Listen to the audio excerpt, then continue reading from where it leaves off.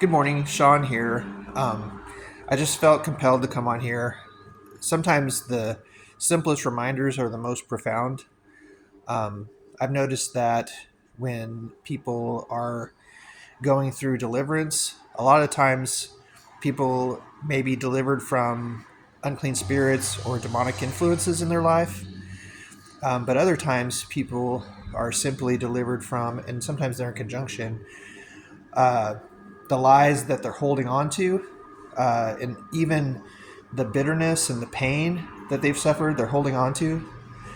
Um, and I see oftentimes when people are going through deliverance, or maybe they're being baptized for the first time and are being set free, they have to be willing to surrender everything to Jesus, including the pain and the suffering that they've endured wrongfully. And if they're holding on to the pain and the suffering, and they're not willing to let it go, then it'll produce bitterness in their heart. And if it takes root, it will do damage to your soul. And so Jesus is the vine dresser. And when we let a root of bitterness come in, we begin to separate from the vine. And he wants to prune us, but because we're not bearing any fruit during that time, he's not able to prune us, and the branch starts to wither. And if enough time goes by, then that branch may need to be discarded for the health of the tree, of the vine, of the vineyard. And so it's so vital that we abide in him and we let his words abide in us. And if we become bitter, then some of the signs of that would be difficulty to pray, difficulty to read the Bible. You start accusing God of things. You start accusing people. Your love begins to grow cold. All these things happen when we have a root of bitterness. And so it can seem impossible. Like you're like, Lord, I don't want to be bitter. I don't want to hold anything against anybody. I don't want to have unforgiveness in my life. And you keep asking the Lord to take it away, take it away, take it away. But you have self-vested interest in hanging on to that bitterness because you want to see other people as the villain. And you have to let it all go. You have to let the pain go, the suffering go. You have to let your desire to see vengeance occur. Like all of it has to go in order for you to be free. And one of the ways that you can know that you're free is that suffering, that anxiety, that depression, or whatever it is, that is a symptom of that root of bitterness goes away. And you just got to let it all go. You let it go. Oh, but you don't understand. This person did this to me, or that did that to me. You also have to let go of any responsibility that you might have or believe that you have to change someone else, which you can't do. Only God can do that. So you have to give that to him too. Like, all you can do is follow Jesus. You follow Jesus. You are open to whatever it is he has you doing. You have a heart's desire to do his will. You find nourishment in doing his will. And you can't force people to be converted. You can't force people to believe in Jesus. You can't force people to obey him. All you can do is obey Christ and let come what may. And you may spend your whole life being used by God to bring people into the kingdom, and those closest to you are not willing.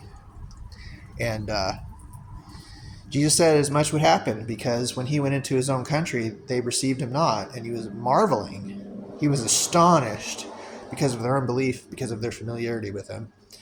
So it's not that they're willingly unbelieving because of you. It's just that because they know you in your flesh, or they knew who you were before you came to Christ, or they've seen you struggle since becoming to Christ, they have their excuse not to come to Jesus. Not that you can't influence your family.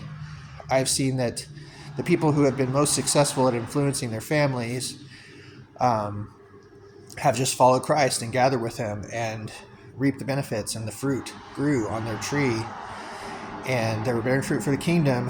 And there was some major changes in them individually, and they were putting the fruits of the Spirit on display. and they were bearing good fruit for the kingdom. And then eventually, some of their family members, not all of them, would come around. Some of them not. Some of them would just get more and more hard-hearted. But that's also what the Bible teaches. So we need to teach the Bible accurately. I think we have like a religion that has replaced biblical Christianity. The religion is like, you're a failure if everybody in your family doesn't get saved, and if everybody that you know doesn't get saved, and if you're not witnessing to them and making them get saved, you're a failure. It's like, no, it's like Jesus has called us to look for the persons of peace and to find those people who are willing. And when we do that, we put his kingdom on display and our light is shining, and that attracts the people that are close to us. If we just focus on the people that are close to us, we're not really being obedient to Christ, because we've become respecters of persons. Like, we're like, no, I want my daughter to get saved. I want my husband to be saved, and I'm going to focus all my efforts towards that. And then you're miserable all the time. It's like, no, serve God, be led by the Spirit.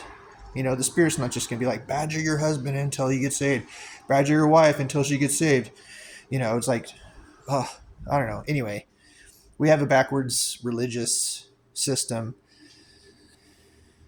and that's why 95 to 98% of those who profess to be born again have never led a single person to Jesus. And that's where we're at.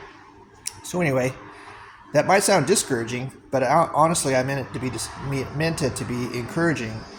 I'm just saying, like, we want to know whatever it is that's hindering us, and we want to let go of everything that's keeping us from following Jesus with our whole hearts. And often it is bitterness, and that's got to go. That's got to go. And you can't cuddle up to your pain. It's like, I deserve to be vindicated. These people have done me wrong, and now I'm hugging my bitterness. I'm like in bed with my bitterness. I have intimacy with my own bitterness instead of Jesus. And that's not something that we should do. I hope one person understands what I'm trying to say. If you know the truth, it'll set you free. Jesus wants us to be free. He doesn't want us to be bound.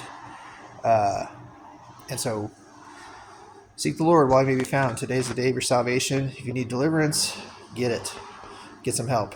In Jesus' name, amen.